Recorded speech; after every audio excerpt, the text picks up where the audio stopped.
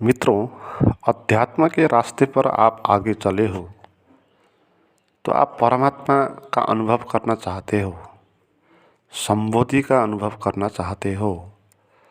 तो जितनी जल्दी हो सके आप ये बात समझ लो कि ये घटना तभी घटित होगी जब आप पर प्रभु की कृपा बरसेगी, आप पर प्रभु की अनुकंपा होगी। और प्रभु की अनुकंपा कब होती है, वो क्षण कब आता है, उस क्षण में हमको पहुंचना है। ये मूलभूत बात है और हमारे प्रयास से तो कुछ होगा नहीं, क्योंकि जो हम प्रयास करने वाले हैं वो प्रयास करने वाला कर्ता वो जब मिटेगा तभी आपको संबोधि का क्षण अनुभव होगा। तो प्रयास से तो कतई नहीं होगा, क्योंकि प्रयास करने वाला ही झूठ है। तो उसने जो प्रयास किया है उससे कैसे आप परमात्मा का अनुभव करोगे। इसलिए ये बात गहरी समझ लेनी चाहिए। प्रयास से मिलेगा नहीं, ये मिलेगा प्रसाद से, ये मिलेगा अनुकंपा से। और अनुकंपा कैसे घटित होगी ये बात समझनी है। और अनुकंपा तभी आपको घटित होगी जब आप मैं नहीं रहोगे, जब आपका अहंकार विलीन हो जाएगा, तब अनुकंपा घटेगी। जब तक अहंकार होगा तब तक अनुकंपा तो घट ही रही सदा से। प्रभु की कृपा लगातार बरस ही रही है, मगर हम अकड़े बैठे। हमारे पास हमारा मैं है, वो सख्त चट्टान की तरह अकड़ के वो खड़ा है। तो परमात्मा की वर्षा तो होती है मगर वहाँ हो नहीं पाती, अहंकार बाधा पहुँचाता है। तो संबोधि का क्षण तो संबोधि की वर्षा तो हो ही रही है, मगर हम उसको अनुभव कर नहीं पाते। उसका कारण हम हैं और कोई नहीं है। इसलिए ये बात जानो, पूरा का पूरा जिम्मा अपने पर दो। हम ही शत्रु है हमारे, और कोई भी शत्रु हमारा नहीं है। हमने अपने को मैं मान लिया, हमने अपने को अलग सा बना लिया। अहंकार को खड़ा हम खुद ने ही किया, किसी दूसरे ने नहीं किया। इसलिए दूसरे को दोष कभी भी मत देना, आप अपने पर ही दोष देना। इसका जिम्मा हम खुद ही है, हमने ही बनाया अहंकार को। तो अहंकार ने फिर परमात्मा की वर्षा को रोक दिया। तो खुद पर जिम्मा लाना है। और प्रयास करके हम क्या कर सकते हैं। जो प्रयास करने वाला है वो खुद ही झूठ है, वो करता है। उसका प्रयास का क्या महत्व।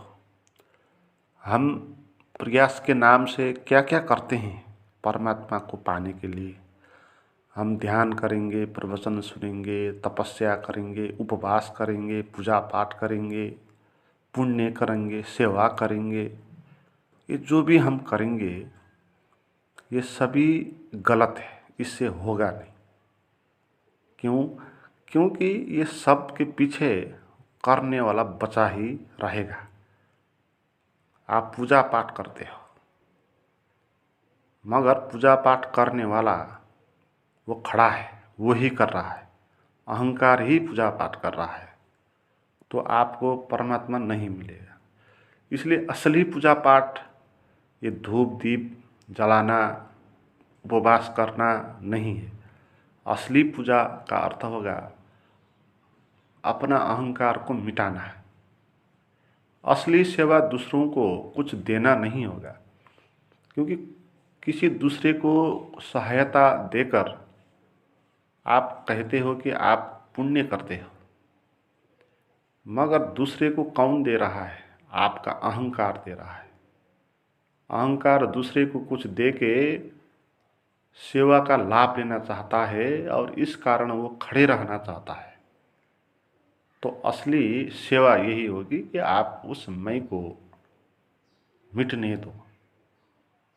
तो अहंकार को मिटाना ही सबसे बड़ा पूजा पाठ है, सबसे बड़ा ध्यान है। और अहंकार मिटेगा कैसे, ये मूलभूत बात है। कुछ करने से अहंकार तो मिटेगा नहीं। तो अहंकार को मिटाने का एक ही रास्ता है कि जानो कि अहंकार क्या है। अहंकार क्या है इसको जानना है। अहंकार है अपने जीवन को, अपने शरीर को, अपने मन को मैं कहना। मैं कहने का अर्थ होगा कि मैं कुछ अलग भिन्न, मेरा शरीर है जब कहते हैं तो हम इस शरीर पर अपना अधिकार जमा लेते हैं। तो अहंकार का अर्थ है अधिकार जमा लेना। मेरा शरीर है, मेरा मन है, मैं हूँ, ये अधिकार का दावा है ना। जैसे कोई बोल रहा है कि ये मेरा खेत है, ये मेरा घर है, तो इस पर मेरा अधिकार है। तो ऐसे हम इस भ्रांति से घिर गए हैं कि ये मेरा शरीर है, इस पर मेरा अधिकार है, ये मैं हूँ। ये मान्यता हमने बना ली। जैसे बाहर मान्यता बनाते हैं, ये हमारा खेत है, ये मेरा घर है। और कोई हमारा खेत को हड़प ले तो हम उसके विरुद्ध एक्शन करेंगे, क्योंकि हम मानते हैं उस पर इसका अधिकार नहीं है, मेरा अधिकार है। तो इस तरह इस शरीर और मन रूपी जो जीवन है हमारे पास, इस पर हम अपना धावा बोलते हैं, इसको मानते हैं कि मेरा है। मगर क्या यह मेरा है, इसको गहरे से देखना है। आपका शरीर क्या आपका है? आप जिसको मैं कहते हो, क्या वो कुछ अलग है? नहीं है।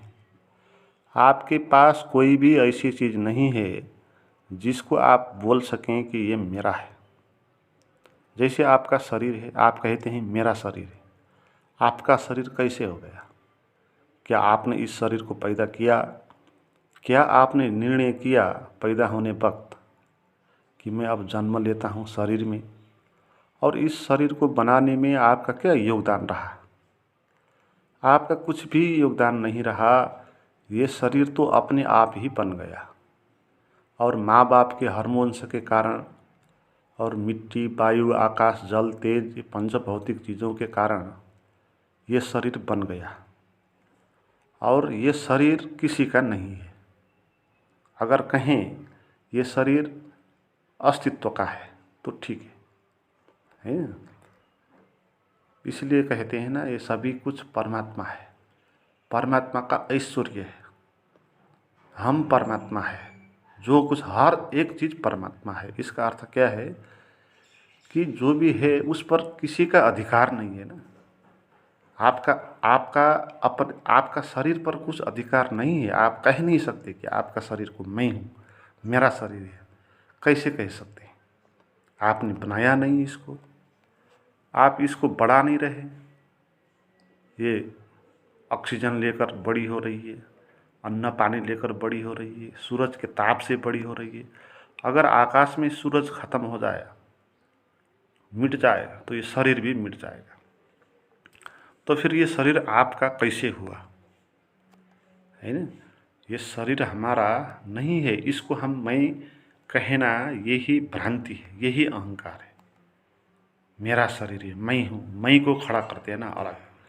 और जो चीज़ हमारी नहीं है उस पर अपना अधिकार, अपना दावा करना, ये ही पाप है। पाप का और कोई अर्थ नहीं है, और धर्म का भी अर्थ कुछ नहीं। पाप और धर्म की परिभाषा आप जान लो। धर्म का अर्थ है जो चीज़ जिसकी है उस पर लोभ लालच नहीं करना, अपना दावा नहीं करना, वो धर्म है। पाप का अर्थ है जो चीज़ हमारा नहीं उस पर अपना दावा करना, ये पाप है। जैसे बाहर की दुनिया में हम चोर कहते हैं ना, चोर किसको कहते हैं? चोर उसी को कहते हैं जो दूसरे की चीज़ को अपनी बनाता है। दूसरे का पैसा है, वो जाता है उसको लेकर आता है और अपना बना लेता है, वो चोर है। और उसको दंड मिलता है, उसको जेल भुगतना पड़ेगा। जेल नहीं जाएगा तो भी मन मन में पीड़ित होता रहेगा, क्योंकि उसने किसी दूसरे की चीज़ को अपनी बनाया तो उसने गलत किया, तो उसको गिल्ट का अनुभव भीतर लगातार होता रहेगा। तो ऐसे ही हमने भी चोर लिया। हमने क्या चोरा? इस शरीर को चोर दिया, इस मन को चोर दिया, इस आत्मा को चोर दिया। जो भी जीवन में है वो हमारी तो नहीं है, वो तो परमात्मा की है, अस्तित्व का है।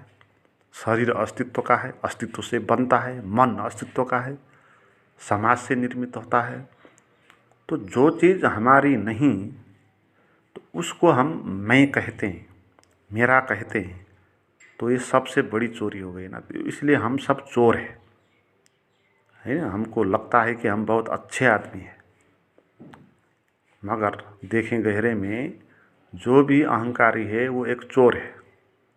उसने बहुत बड़ी बात को चुरा लिया, उसने परमात्मा को चुरा दिया। जो संपत्ति परमात्मा की है उसको उसने अपनी बना लिया, अपनी मान लिया, और वो खुद की। और ये शरीर पर वो धावा बोलता है मेरा शरीर है, और फिर भोगने लगता है इस शरीर से।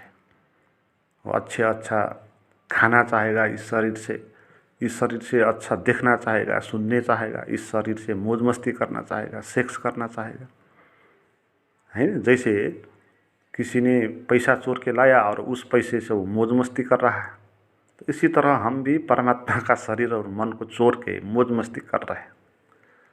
तो इसीलिए अहंकार ही पाप है, वो चोरी है। ये बात आपको समझनी है। सिंपल सी बात है, अगर आप इसको समझ पाए तो, कि जो भी आपका शरीर है वो परमात्मा का शरीर है या अस्तित्व का शरीर है, वो आप नहीं हो। इसको मैं कहना ये एक भ्रम है, इल्यूजन है। तो कैसे कह सकते हैं हम कि मैं हूँ? तो मैं कहना बंद करना है और शांत होकर बैठना है। जो कुछ भी है उसमें मेरा कोई भी अधिकार नहीं है। तो इसका अर्थ क्या है कि मैं हूँ ही नहीं, मैं हूँ ही नहीं। है, शरीर है, मन है, आत्मा है, इसमें मैं कहाँ हूँ?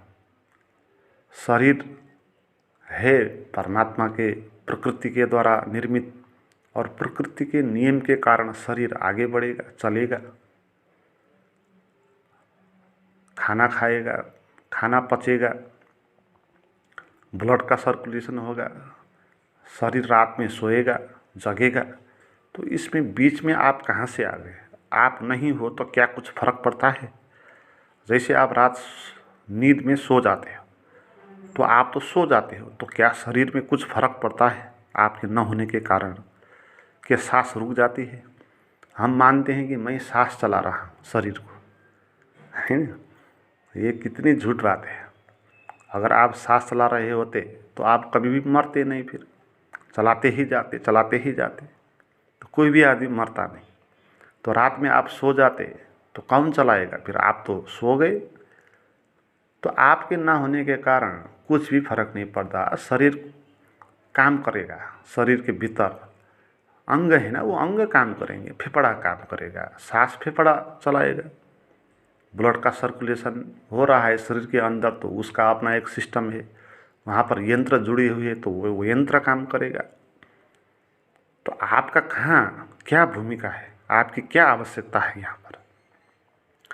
तो आपके मन में भी विचार चलेंगे, क्या अच्छा है क्या गलत है, वो सोचेगा मन। बुद्धि है, विवेक है, वो जानेगा कहाँ जाना है, क्या करना है, तो वो खुद ही कर लेगा। और आप ना होकर भी कुछ फर्क नहीं पड़ेगा। अगर आप ना हो तो बहुत अच्छे तरह से काम होगा, है ना। इसलिए बीमार होते हैं लोग तो उसको कहते हैं कि तू रिलैक्स करके बैठ जा, सो जा। तो सो जा, रिलैक्स होकर बैठ जा का क्या अर्थ है? तो अपने को छोड़ दे, होने दे, तो अपने आप ही आप स्वस्थ हो जाओगे, अपने आप ही आप शांत हो जाओगे। जैसे कोई क्रोध में आ जाता है तो कहते हैं रिलैक्स हो जा, कूल हो जा। तो कूल हो जा का क्या अर्थ है? कि तू बीच से हट जा और उसको तू अपने आप ही ठीक होने दे। तो बीच से हटना है, यही धर्म है। ये बीच से हटने की कला, यही धर्म है। हम कुछ करके धर्म का अनुभव कर नहीं पाएंगे, क्योंकि हम कुछ करेंगे जब तक, तब तक हम बीच में खड़े ही हो रहेंगे, आड़े अकड़ के हम बैठे ही रहेंगे। तो परमात्मा की वर्षा तो हो ही रही है, हम पर कभी उसका स्पर्श ही नहीं होगा।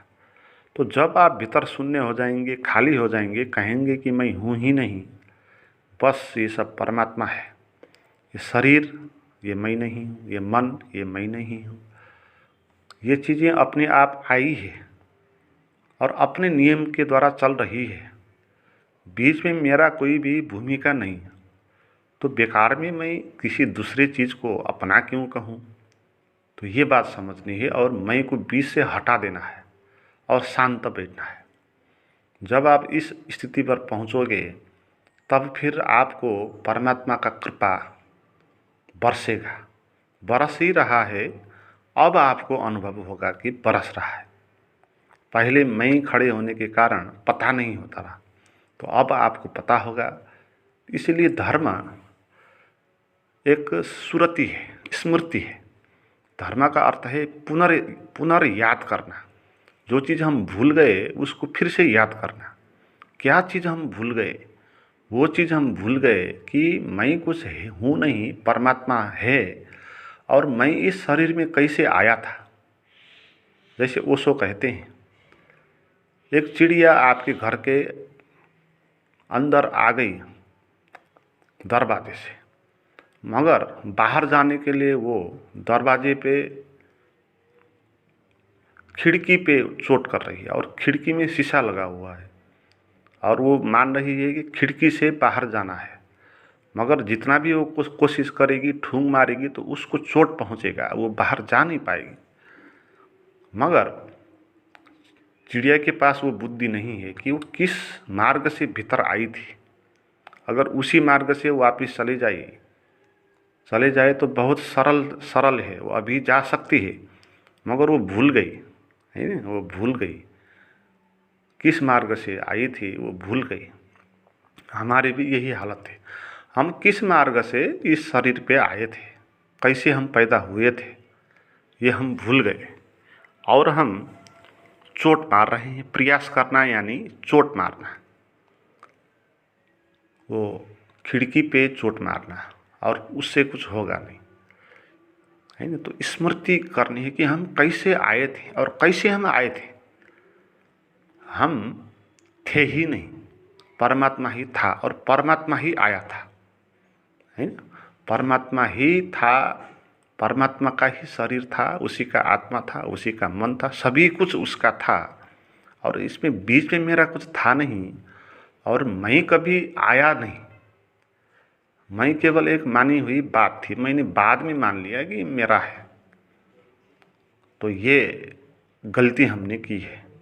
तो इस रास्ते तक पहुंचना है आपको, और फिर आपको आपका मैं मिटेगा और आपको रास्ता मिल जाएगा और परमात्मा प्रकट हो ही जाएगा। आपको परमात्मा का सागर अनुभव में आ ही जाएगा। और जब एक बार भी आपको अनुभव आ जाएगा तो आपको जीवन का रहस्य पता चलेगा कि जीवन क्या है ना। मित्रों, इस तरह के प्राइवेट गाइडेड मेडिटेशन के माध्यम से आप गहरे परमात्मा से जुड़ना चाहते हैं और गहन प्रवचन माला के द्वारा आप अपनी प्रज्ञा को जगा के परमात्मा से मिलना चाहते हैं, तो मेरे पास कुछ प्राइवेट गाइडेड मेडिटेशन हैं, वो आप प्राप्त कर सकते हैं। उनको प्राप्त करने के लिए बात करें, चैट करें, उसका नंबर और लिंक डिस्क्रिप्शन में दिया हुआ है।